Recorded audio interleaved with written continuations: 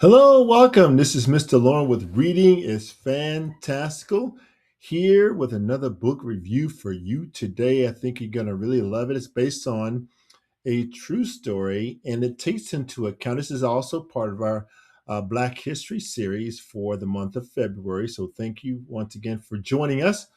Now, you may have heard of the story of Rosa Parks. I'm sure you have. If not, then perhaps pause and go ahead and go over that story. So I'm not really going to go a lot on that now, but I want to, but it relates to the story. So just bear with me for 1 second. But there was someone who did this particular thing before a protest, before Rosa Parks did. Okay, so who is that person? Let's go ahead and take a moment and find out who that person is. And at the same time, we're going to find out about Rosa Parks in case you have not heard of her. All right, let's go to the next page here and we'll find out. Well, there it is.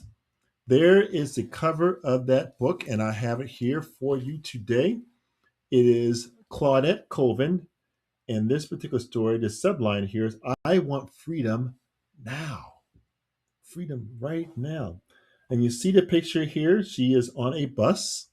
Okay, it sounds familiar. Think Rosa Parks.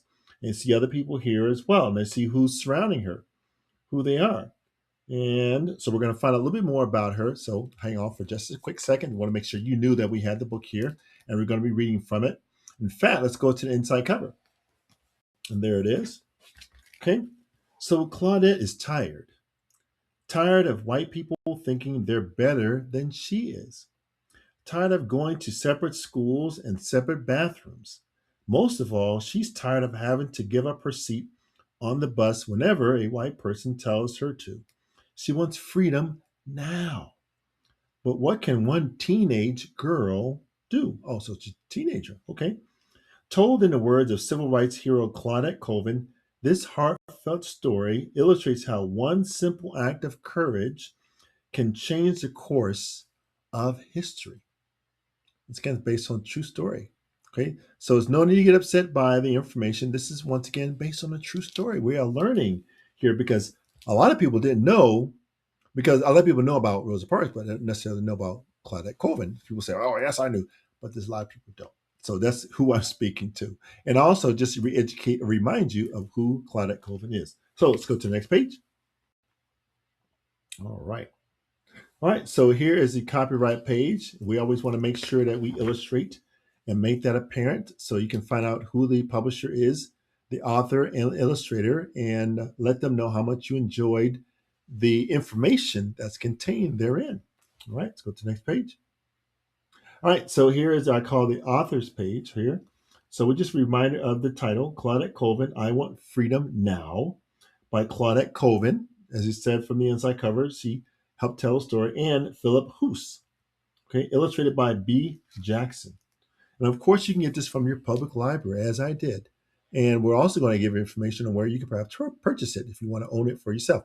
But we want to make sure that it's public so you can get a hold and learn what's going on. Okay, learn what's going on. Great. Go to the next page. All right.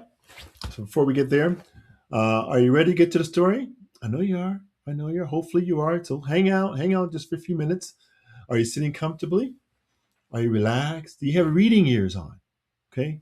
Are you being quiet? Are you keeping your hands to yourself so we can learn? All right, let's go. All right, so here we see the first page. Let me get caught up here in the book. And she doesn't look too happy because I'm looking. I made copies of the page. So she doesn't look real happy. I like her glasses though. She doesn't look real happy. Other people, they're just kind of minding their own business. I'm looking out the window. Other people. Let's look at this next page here. Well, some people are happy. Okay, some folks are happy. So let's read the information that's on here. I've always asked big questions. Why don't stars fall from the sky? Where is Japan? But when I was a young girl, my biggest question was, why do white people think they're better than me? I wonder why she thinks that. That's going to be a story. Hopefully, we can find out the answer because this is what she's thinking in her mind. We need to find out why she thinks that. Okay, that way we can be able to help her. Let's go to the next page. All right, there's her picture. Once again, she doesn't look real happy. She's looking out the window. She's driving in front of the farmer's market. or something like that. Greens Market. Let's go to the next page. All right, signs across Montgomery, Alabama, where I lived, because this is in past tense, told me where I could and couldn't go. Oh, restrooms, stores, drinking fountains, and restaurants. This is a long time ago. Okay, places where she couldn't go. Okay, when I needed shoes, mom had to trace my foot onto a grocery bag and carry the tracing to the store because whites didn't want our feet in their shoes. Oh, for the try on the shoes. Interesting. I never heard of that before. I couldn't try on dresses either.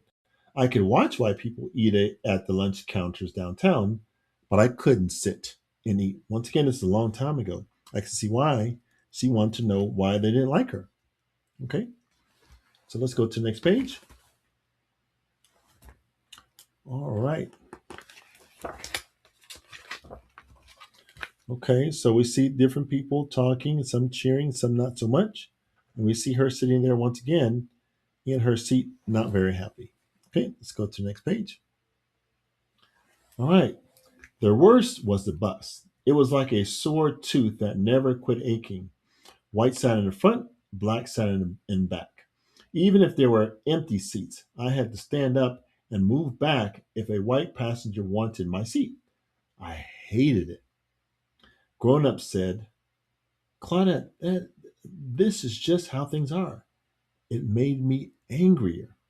I wanted change. But what could I do? She's wondering as a teenager, what could she do? Okay, have you ever wondered if you wanted to do something and you're a teenager or a young person? Okay, if you wanted to change something, what could you do? How could you do it? All right, let's go to the next page. All right, so now we have our teacher, it looks like in school, and we have written on the board Black History. And there's a globe that's there, a world globe, right? Go to the next page. All right, so we see students here will sit there listening to their teacher. So let's read what's on the page. We've been studying Black history in school. My teachers were proud to be Black. They told us about great civilizations in African history.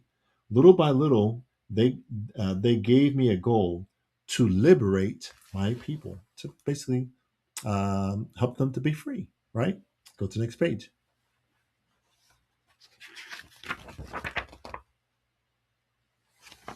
Okay, it looks like somebody's standing up. It's like we're back on the bus here. We're not in school. Okay, she doesn't look too happy. Go to the next page. Oops. Okay, so maybe she's dreaming about what she was learning in school.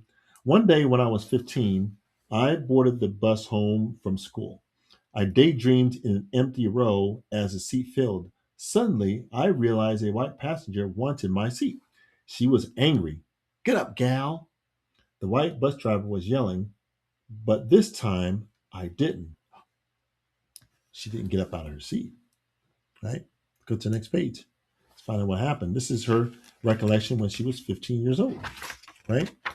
And there we are on the page here. Okay, as the driver kept shouting at me, I felt the weight of strong Black women pressing down on me. Sojourner Truth on one shoulder, Harriet Tubman on the other. History kept me glued to my seat. So we see the images she's thinking in her mind of heroes that she had learned about in school, right? And for some reason, she said, nope, not moving, right? Not moving. Let's go to the next page. All right. Soon, two police officers came storming down the aisle, but I didn't move. I shouted, it's my constitutional right to sit here. My struggle for freedom was about to start on this bus. The officers yanked me from my seat. My school books went flying. Okay. Ooh, they got two big policemen grabbing her and the school books. They're on the floor. Papers are flying too, right? Go to the next page. I was handcuffed, shoved into a police car, and locked in a jail cell downtown. The click of the lock was terrifying. There was nothing besides a toilet and a cot. I sank to my knees, sobbing. I was all alone. Did my parents even know where I was? Would my protest make any difference? I prayed every prayer I knew. There she is in the jail. Wow. Let's go to the next page. All right. Later that night, my mom and my pastor came to get me out. Mom didn't say much, but I could tell she supported me. My pastor, on the other hand, couldn't stop talking. I'm so proud of you, Claudette, he said. Everyone prays for freedom. You're different. You want freedom now. Wow. You're giving her support, right? Go to the next page. Encouraging her as a young person to stand up for her rights, right? Let's go to the next page. And there we are. The next day at school, everyone was laughing at me. Kids held their noses when I passed in the hallway, saying mockingly, "Is my constitutional right?" That made me furious. Why was I being teased for doing what was right? Yeah, that's a good question. Maybe somebody was afraid for her or thought it was silly that she couldn't do anything as a teenager. Okay, maybe that's what it is. They didn't think that thought maybe she was too young. Okay, let's go to the next page. But I had bigger problems. The police had filed charges against me. They even said I had attacked a police officer. Wow, she's a little teenager. Okay. I could have paid a fine. I could have just paid a fine, but I wanted to fight in court. So Montgomery's black leaders hired a young lawyer named Fred Gray to defend me. They held bake sales and beauty contests to raise the money to pay him, and all of Montgomery's black churches pitched in. I liked Fred. He was prepared to win. Right? Pretty good story. So when you feel that something's not right, then you can get a lawyer, right? Sometimes it costs money though. Go to the next page. All right, looks like we're in court. I see somebody with a gavel. But when the day of my case came, it was over in a flash. The white judge barely looked up. Guilty on 3 charges, he ruled. I could live at home, but if I got in more trouble, I'd be sent away. My spirits sank. I had tried to fight for freedom, and look where it got me. Nowhere. Ooh, wow. Seems like they couldn't even say anything. Let's go to the next page. Yeah, she doesn't look very happy. Neither does her attorney. And the people in the background don't look real happy either. Let's go to the next page. I couldn't go anywhere except Sunday school for fear of getting in trouble. I was angry and worn out. Didn't anyone else care that we were treated unfairly? Okay, so she's in church there, and she has a gospel hymn, so singing book in church, right? Okay, let's go to the next page. And we see people in the church singing. Okay, well, she's still thinking about it, even at church, right? Okay, go to the next page. And so she's looking down at something. She thinks she has a newspaper in her hand. Let's go to the next page. Ah, okay, she does. Let's read what's old. There's a lot of information here. All right, so look at the top. I didn't know it then, but my story inspired other people. 9 months after my protest, almost a year later, a woman named Rosa Parks, we talked about her earlier, bravely kept her bus seat when ordered to move. She was arrested too and released from a cell after a few hours. Words of Rosa Parks' arrest crackled around town. She was a celebrity. I felt like a nobody. They didn't even spell my name right. I try not to be jealous. At least I got things started, I thought.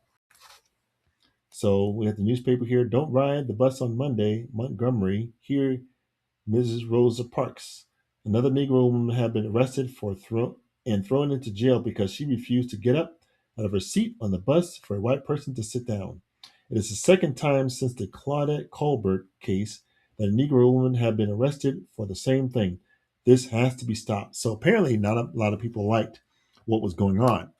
Okay, even though it was almost a year later. All right, let's go to the next page.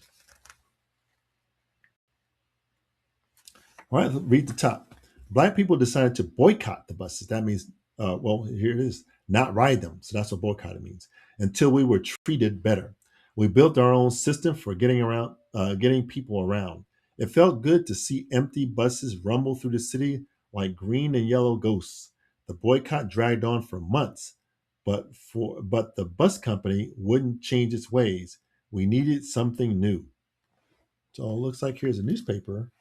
Okay. Please stay off all buses Monday. Or somebody's printing off signs to hand out to people, encouraging them to stay off the bus, right? Not spend your money. If the bus doesn't change, then don't spend your money there. That's what they were saying. Let's go to the next page. Fred Gray, my lawyer, had an idea. He thought the bus laws were unconstitutional, and he wasn't giving up. He decided to sue the city and the bus company. He went looking for black passengers to tell their ugliest bus stories to judges in court, but he couldn't find anyone willing, because if your name or picture was printed in the newspaper for this, you could be risking your life.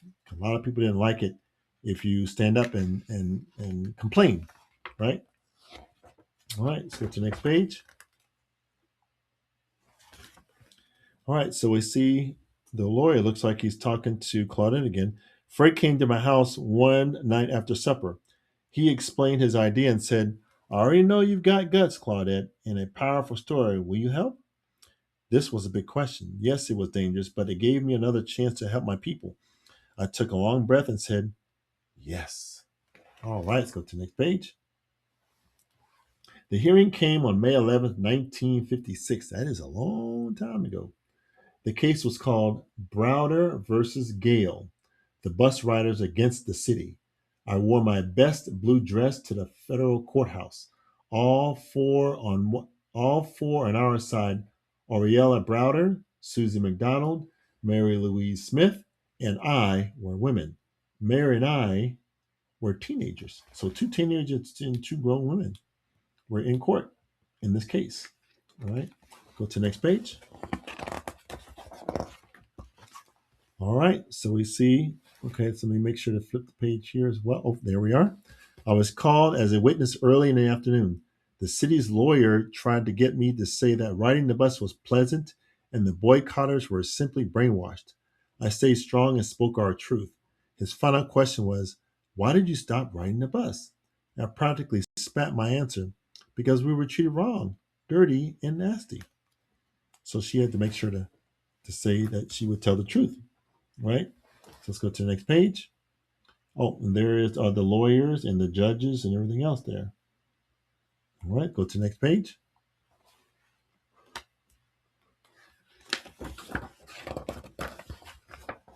All right, so we see folks in front of the courthouse. Hours later, word came that two of the three judges had agreed with us. We won! Racially segregated bus seating was now illegal in Alabama. Anyone could sit in any empty seat. 6 months later, the Supreme Court would agree with the Alabama judges, making it illegal across the whole country. That's why everyone can sit on the city buses anywhere they want. That's an empty seat because of Claudette and these folks here. So they can sit on the city bus. Let's go to the next page. So it was that in my young life. I took two stands for justice, and I would do it again, because you can't just ask for change. You can't sugarcoat it. You have to take a stand and say, this is not right. So if you've taken a city bus ever and it was an empty seat and you're not to sit down, they're the ones who allow it. So everyone can sit down. Right. So once again, the lesson here is, if something's not right, stand up and try to make a change. Right. Go to the next page. All right. Like I did. So she can sit in the front, not just in the back. Right. All right. Let's go to the next page. And there is a note from Phillip Hoose, who's also co-wrote with Claudette. Okay. And it talks about on this page the meeting and all about the case, and reading her story. Right. Okay. So you can read that. Make sure you take a note of that. And here is the back page. Okay, the bus was like a sore tooth that never quit aching. White sat in the front, black sat in the back. Even if there were empty seats, I had to stand up and move back if a white passenger wanted my seat. I hated it. Grown up said, Claudette, this is just how things are. It made me angrier. I wanted change, but what could I do? And she did. So if you like the story, you learned something new, please like, share, and subscribe to the channel. Once again, we're going to try to highlight a few more stories during Black History Month. So if you have any ideas of books that we can review, then let me know. I'd appreciate it. Take care and have a great